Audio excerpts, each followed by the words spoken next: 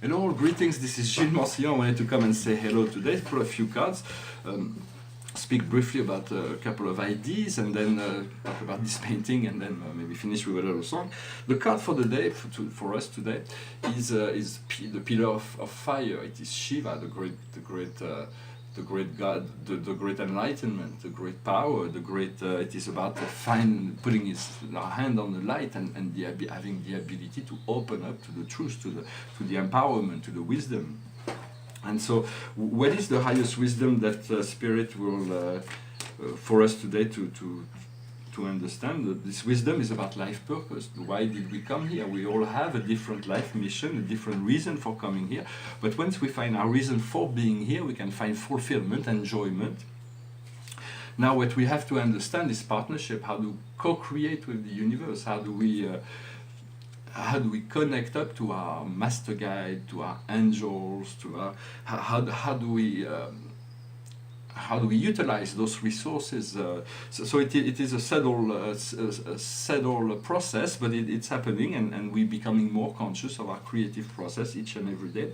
What we have to do is effort. We have to produce a certain effort, but not too much, just enough to have the desired result. And the general message for us today is trust. We have to trust. Trust is essential. For trust is the essence of life. If God trusts us He gives us life and His will and His ability to do whatever we want. He trusts us with His own life, and so we have to trust God, that is higher power, higher understanding, that this will of the universe will always. Sometimes it works for us, but then there is sometimes also it works against us.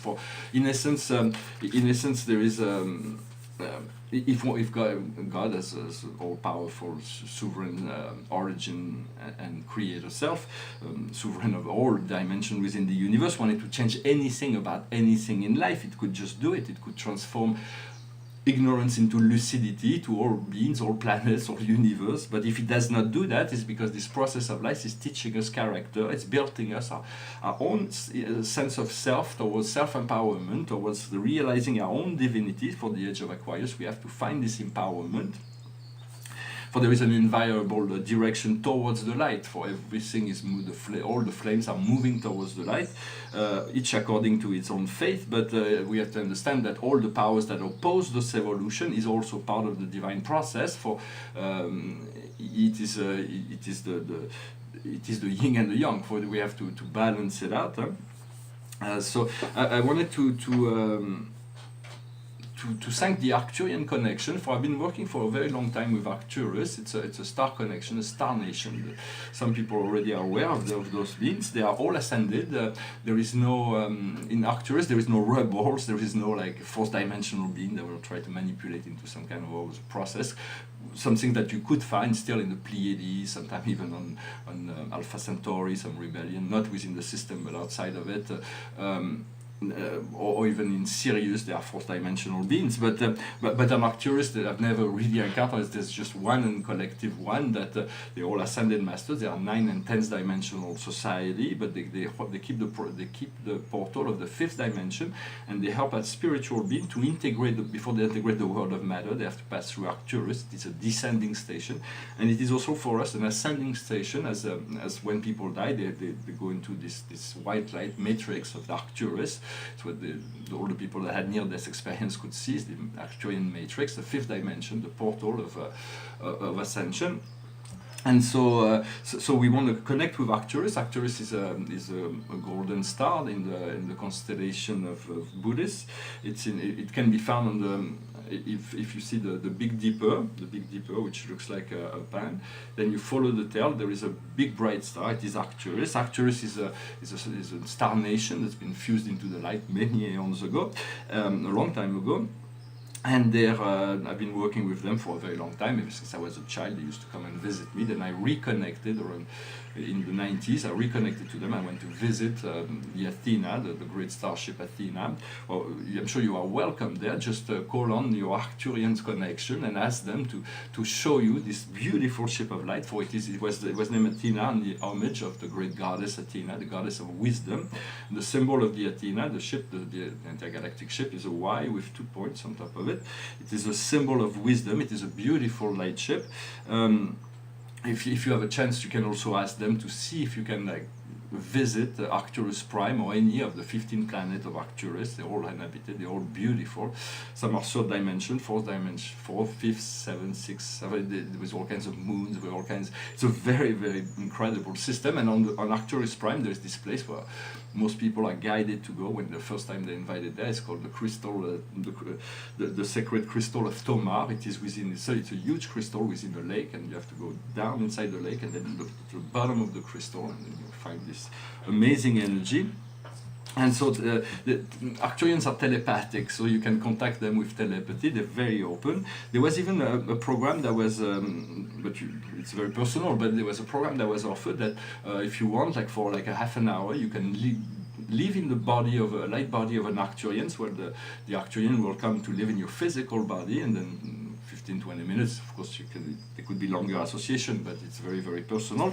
But in terms of comfort level, so it is. But there is all kinds of programs. The Arcturians, as soon as you think of them, or you take any book, any message of them, their collective consciousness is focused on you. It's the same thing when you listen to a message of an archangel. The archangel and all the company of heaven is like focused on observing your reaction to all those things. So it is a permanent connection, but the Arcturian connection is a very, very powerful energy portal. They're wonderful healer. They're wonderful in technology as well. They have mastered technology beyond anything we could even conceive as planetary societies. In a sense, we have to move from like 4D technology, where we're in 3D. We have to move 4D before we move into 5D. Personally, I've been working on creating a quantum batteries that would be self-regenerative. But there are countless technologies that will create some problems. Men will adapt, like when we have those floating cars, all the industries of tires and roads will disappear. We'll have floating cars, like I think there's a movie, like Star Wars, they had those floating cars. Those is not really that hard to conceive and create. For what has to be done is to control the quantum field, the quantum reaction, in order to make it quantifiable, to produce energy. And so in many sense, what I wanted to do was to create a battery that you would actually, or technologies that would work because of the implication of your own life force, which means that it is you that makes it work, in that sense. But first we have there is all kinds of technical aspect that needs to be addressed in order to manifest this kind of product, because there are personal technology that can be improved, like telephone, computers. On Arcturus they have a crystal, and they will just like wherever they need to go, they concentrate on the crystal will send them wherever they need to go. They will receive any information from anywhere in the galaxy. So we have space to grow and move and evolve. I was just wanting to mention that. Then there is home technologies, like in galactic architecture. I may someday have a chance to test out some ideas in architecture, but there are water that flows everywhere through the walls, and there are crystal houses. People don't have anything to hide, so they live in crystal homes, and so it's a different level of reality.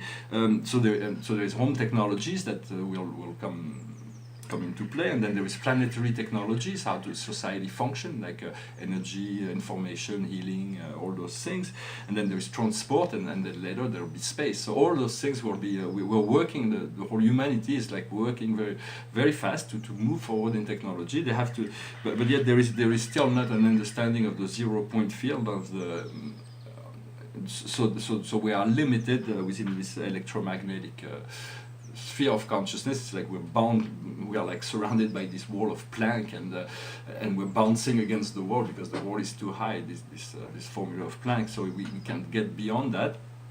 But there will be miraculous discoveries and understanding that will liberate men from all kinds of things in the near future. I wanted to say also that that time is not linear. In many sense, we live in linear time, but once we understand that life is a circle, we can move inside the circle, and we are liberated from time. As we are liberated from time, we move into space, and we see that space is just not empty space. There is all kinds of voids that makes all kinds of mystic mysteries. But in many sense, all of space is conditioned by curves and angles. There is all kinds of energy circuits that will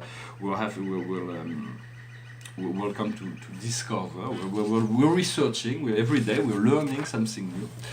This painting behind me, I wanted to comment briefly. It's a painting of 2002. It represents the 7 great families of spirit being. What's unusual about this painting is usually the deity, God, the symbol of God, is usually at the center and everything revolves around it. But here it's more like it's flowing from that. Everything is flowing from that.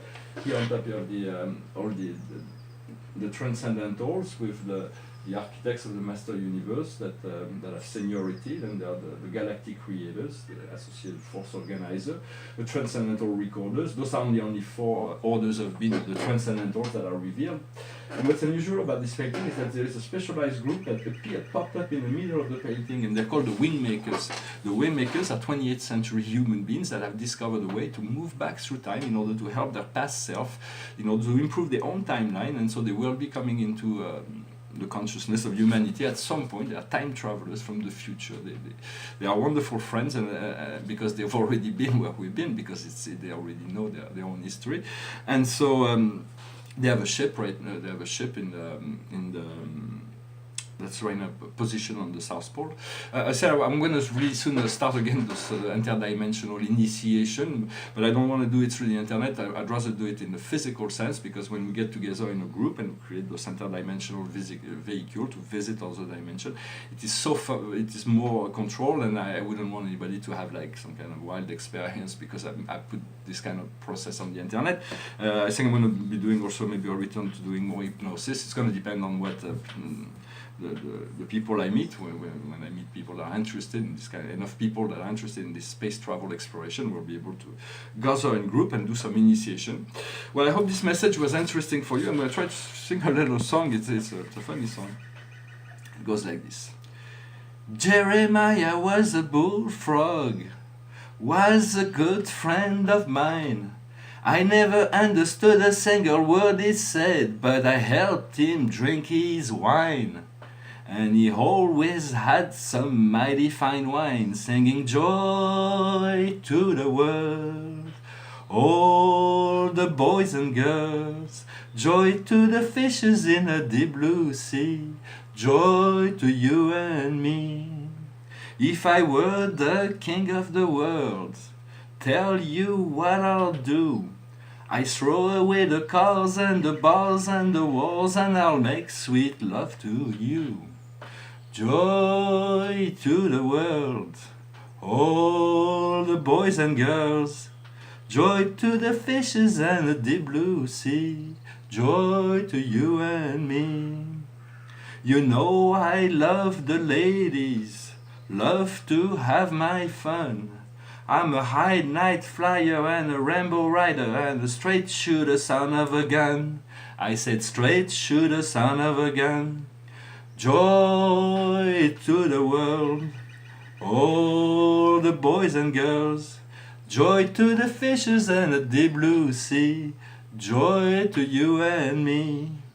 Joy across the world, all the boys and girls, joy to the fishes and the deep blue sea, joy to you and me.